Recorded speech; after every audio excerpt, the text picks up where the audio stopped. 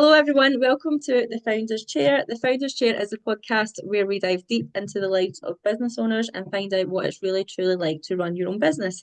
Today, we are joined by Chris Knocker, who is the director of Speed of Light Digital. Speed of Light Digital are a digital marketing experts in Glasgow and Ayrshire. They really try to understand your brand, your market, and your customers to ensure all of your marketing really elevates your business and helps your business grow. Welcome, Chris. Thank you so much for joining us. Thank you. Thank you. It's quite weird when people go, "Oh, we're joined by experts," and you still get that moment where you go, is that, Yeah. oh no, that's us I'm speaking to. But You kind of I mean, forget. you are, and you've proven that now with your track record. So, wear the hat with pride. Yes, So tell us a wee bit about yourself, Chris. Like where did you come from? Where did you grow up? A wee bit of your personal. my name is Chris. I run Speed of Light Digital now. I grew up in a little town called Stevenston in Ayrshire, and now I'm back in Ayrshire as well, having a short hiatus in Glasgow.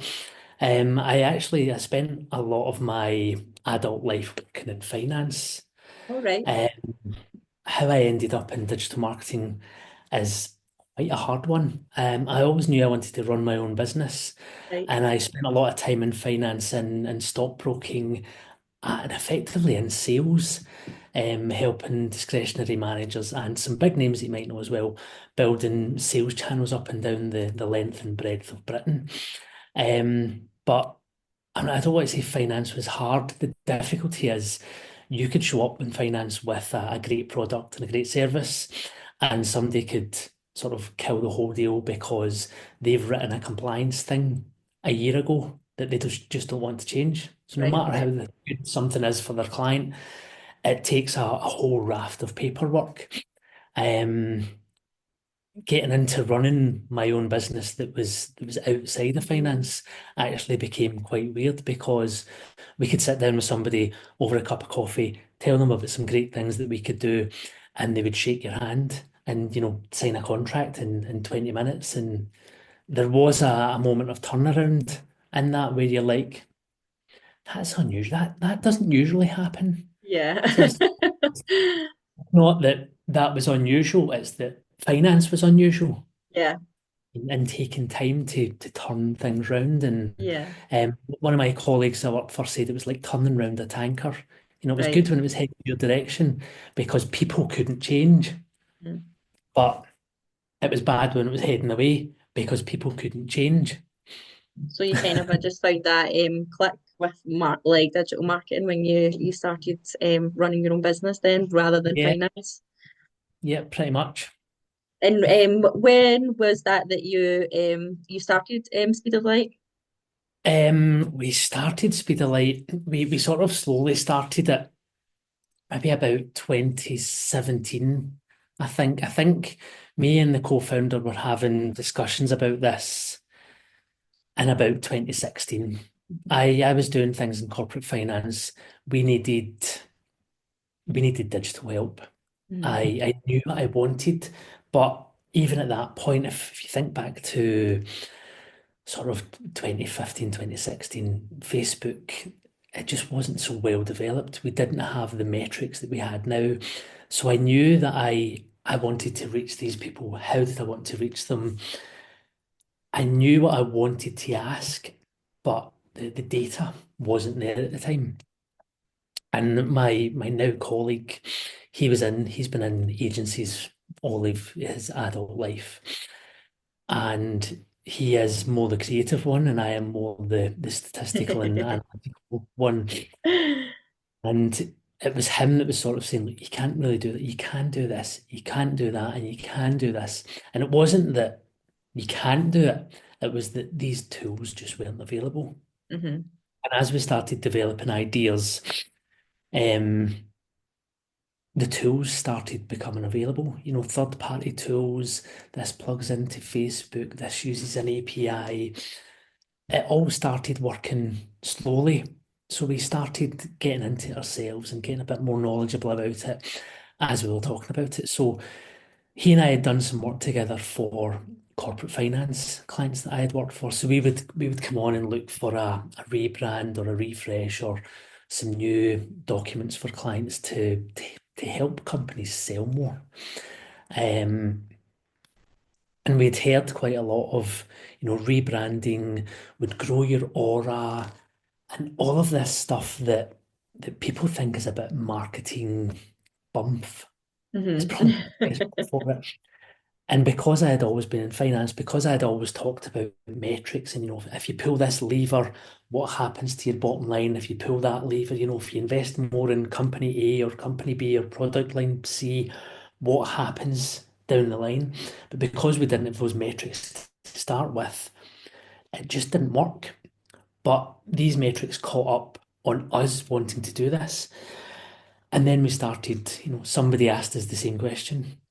And I thought, I'm not taking this out to a digital agency. I'm going to do this myself this time. So I got the okay for the bosses and sort of hired a freelancer to help me through my first steps and realize I don't want to say it's easy. The difficulty is it's statistics and it's metrics and it's big spreadsheets. And a lot of the creative industry, from my small experience in the last sort of 10 years, got into being creative because they didn't like big spreadsheets and big Yeah. numbers. So the good side of our business is my colleague come in from a creative element. I come in from a statistical and metrics and what happens if you pull this lever, what happens to our marketing. So we merged together really well Like, yeah. because he would happily leave that to me and I can see he's got a great creative background. Yeah, so you've got the best of both worlds, so Yeah. we'll make a good team. So tell us more about like kind of the services that you offer and things like that. We go out, dare I say, we hate talking about being a digital marketing agency because sometimes you can get lumped in with all of the digital marketing agencies, and that's fine. If it looks like a duck and quacks like a duck, it's probably a duck. If somebody comes and says, "Help us fix our Facebook ads," we can help you fix your Facebook ads. If Hmm. somebody comes and says, "Help us with our Google keywords," that's fine. We can help you with that too. But usually we approach somebody and we try, because of my corporate finance and consultancy and business building background, we try and, rather than looking at that narrow niche of fix my Facebook ads, we try and look at what are you actually trying to do as a company? Yeah, Are you, should you be on Facebook ads? Should you be using them in this way? Are you using the right strategies? And usually the answer is we're trying to grow. yeah, Are you trying to grow number of sales, number of customers?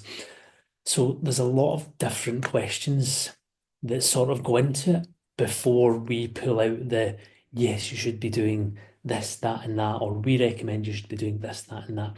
And there's a lot of customers where we've come in and we've said, here is the plan that we would do. If you want to go and try it, you can go try it. hmm, That I don't want to say our first consultation is free, but effectively it is because we need to go in and say, what is it you're looking at doing? Can we help? yeah, Here's the thing we would do. So we sort of give them a list of however many things we think they need to do and send them away to think about it. We don't do the hard sell. There's not an obligation in there. We know that we're good. And yeah, when we present stuff and people go, yeah, that's quite good. Sometimes they look and they go, well, I can do one and I can do three, but I definitely don't know how to do two and yeah, four. Could you do them? Um, and that's sort of how we help. We look at us as a customer acquisition agency rather than a digital agency. It just so happens that digital methods are the tools that we use. yeah. Oh, brilliant. And you're actually looking out for what's best for the company and for the business, Yeah, and how well, they are going to grow. we spoke Or briefly about the sort of identifier that we have. The one of the unique selling points is maybe that I'm not from a digital marketing background. yeah, So I think like a management consultant yeah, going in to fix the problem of not having enough customers.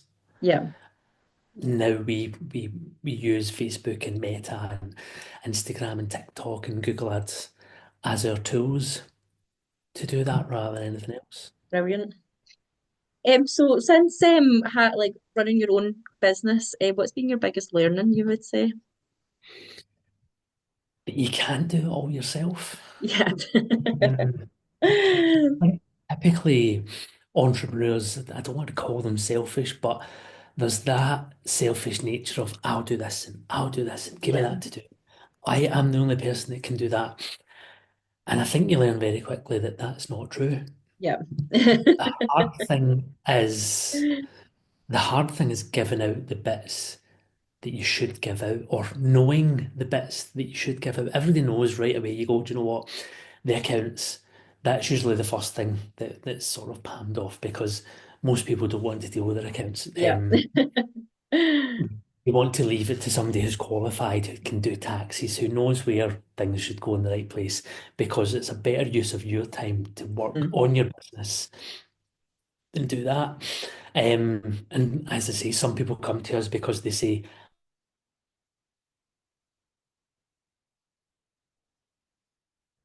I website to be the most optimized for a customer. And that's where people come to us.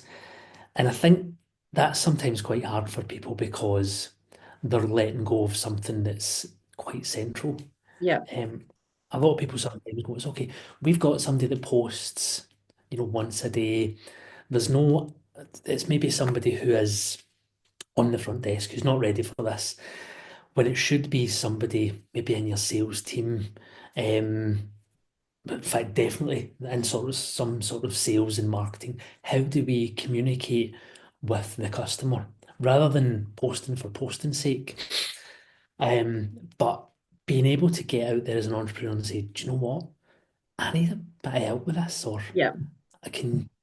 And I think there's almost an undercurrent of close entrepreneurs where you go, what did you do for that? And you feel like you're almost asking for secrets. Yeah. And some people, yeah, and some people will not tell you. Some people sort of hide it. But once you get that sort of close networking group, Mm. almost, you tap them for information. Not in Yeah. a self, because you know that they'll come back to you as well and they'll say, I didn't like my last accountant, or I didn't like my last web developer, or can you help introduce me to stuff? Yeah. Exactly. And it's what we do as entrepreneurs. Yeah, because most people open up their own business because they're passionate about what they do, but they're not an accountant and they're not a HR specialist and they're not an IT specialist. And Yeah. it's okay to admit that that's not your skill set. So It is okay to admit, but I think as an entrepreneur, you're thinking, this is my business. yeah, And it's yeah. hard to let go. But I mean, you picked a very good one there. HR can get you into trouble really quickly. Mm, You HR consultant very quick, and you go, do you know what? If you use a freelancer once or twice, fine, you don't really need it. But as soon as you bring somebody on, all of these rules and regulations about, tax and national insurance and holidays and sick days and things like that apply. And as somebody who's worked forever, you don't really know them. So it's a yeah, great yeah. place to go. Maybe you should just ask for a bit of help. They start telling you all and you're like, oh my gosh.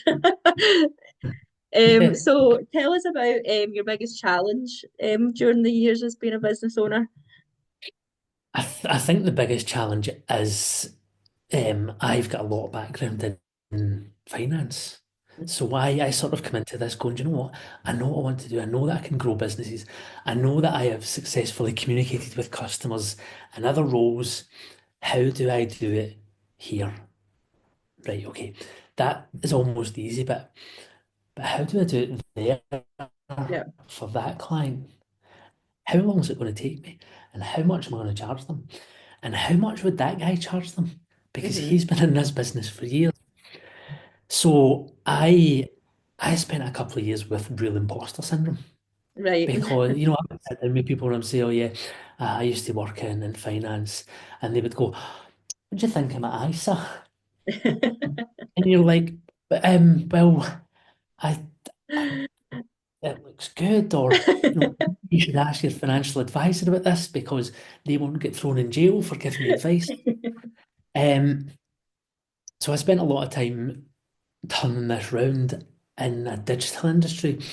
But it wasn't until we were with a client and they said, you know what, you're nothing like our last digital agency because all they focused on was, the colours of the website or the squares that go around our social media or making things look a bit How more things looked. nice. Yeah. We went in there, we doubled their income or we doubled the revenue over a year because we didn't focus Hmm. on all of that, getting more customers. We're focusing on getting things delivered quicker. We're focusing on how do we get people to upsell. So if you were buying one of their products, how would you buy complementary products? And all of a sudden, within, a month, their income was up about 30% because we identified all of these easier things, but their last agency had just focused on their Facebook ads and turning 100 customers into 200. And Yeah. turning 100 into 200 was really hard, but making 100 people buy twice from you Yeah.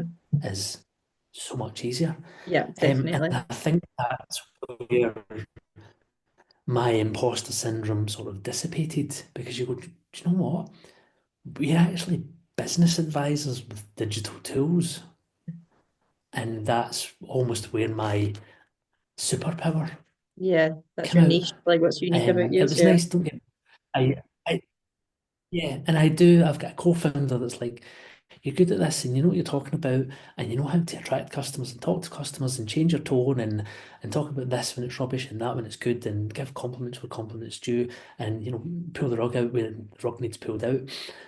And little did I know that that was my strength. He was great. He was sitting in a digital agency. He knew digital off, and I was kind of sitting there going, "What are we going to do? How do we do this? How do we charge for it?" And he knew all that stuff.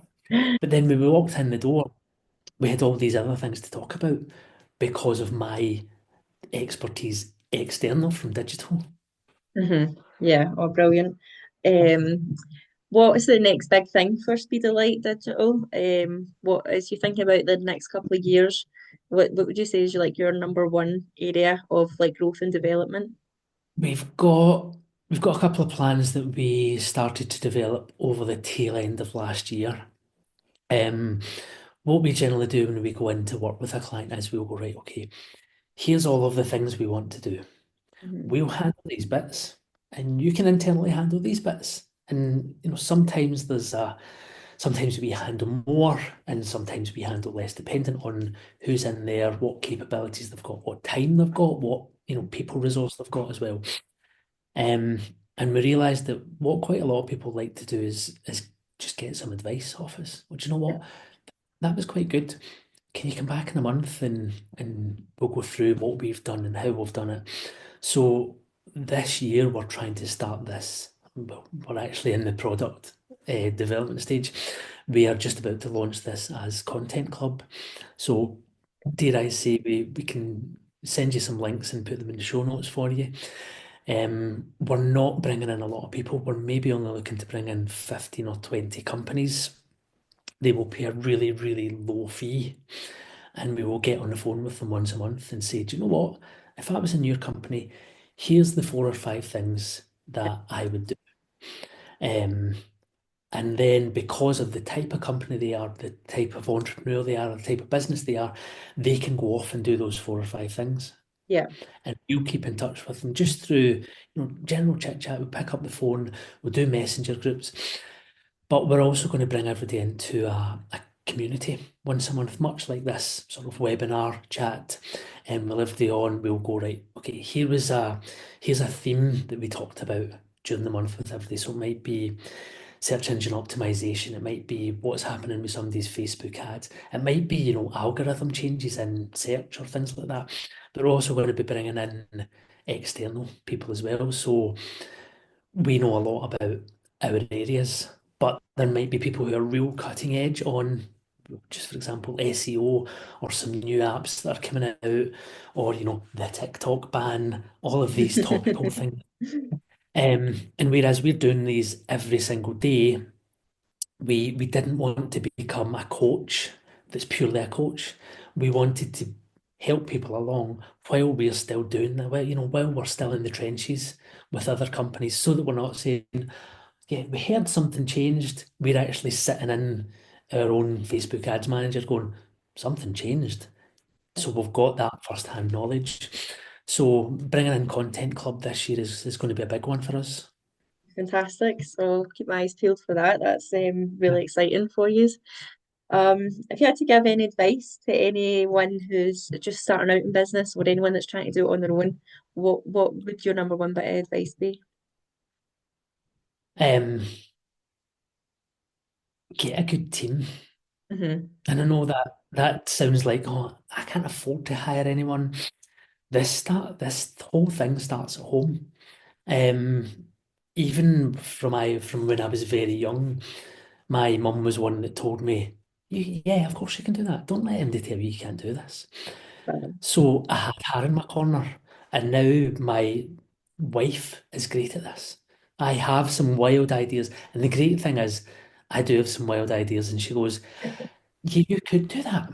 And I Yeah. do have some wild ideas where she goes, maybe you want to think about something else. Yeah. So I sort of have my head in my clouds, and she manages to keep my feet in the ground. So it Bring you back to earth allows a me little to bit. stay, yeah, it allows me to stay focused on things that actually might work, um, rather than something else where I could be off spending time researching or looking into something. And I have got a history of trying out new things or seeing new things or research new things. I've got a lot of interests. As you might see with the ensemble behind me. Um, but I've got a lot of interest. I like reading about new things. I like finding out new things. So there is places where I'm going, I think we could do I this. could do And there's places that. where my wife and my business partner are going, yeah, we could, but we don't have the time because we're also, we're focused on this thing. Um, so having a good team around you, and this starts at home. Yeah. Um, this starts in your office. This starts with your network that you've got around you. Um, you don't need to listen to everybody. Just find those few key people that you really value their advice. And the thing I think the thing about being an entrepreneur is a lot of people tell you that it's rubbish or somebody else is doing it better than you, but it doesn't really matter because your aim sometimes isn't to be the absolute best agency that attracts all, the Coca-Cola and the Microsofts of this world. You don't need to change the whole world. Just change your little corner of it. Yeah. So yeah, I think get a good team would probably be the best advice that I could give anybody starting Uh-huh. out. That's absolutely brilliant advice. And yeah, you do need that good support system around you because yeah, like you said, your head will be up in the clouds trying all these things and you won't have time to Yeah. do anything worthwhile. So oh brilliant, I love that. So if any of our listeners want to get in touch with you or find out more about the services of Speed of Light, how can they do that? The best way is to head to our website. It is speedoflightdigital.co.uk. Um, I will give you some links for your show notes so that'll force people to go round Yeah, yeah, and nice and they can easy. click through. And what we'll maybe do is we'll put a couple of wee freebies in there for some Oh, people as well. fantastic. Well, amazing. So, thank you so much, Chris. It was amazing to speak to you and find out more about Speed of Light. And thank you to all of our listeners, and I will see you all next time. You're very welcome. Thanks.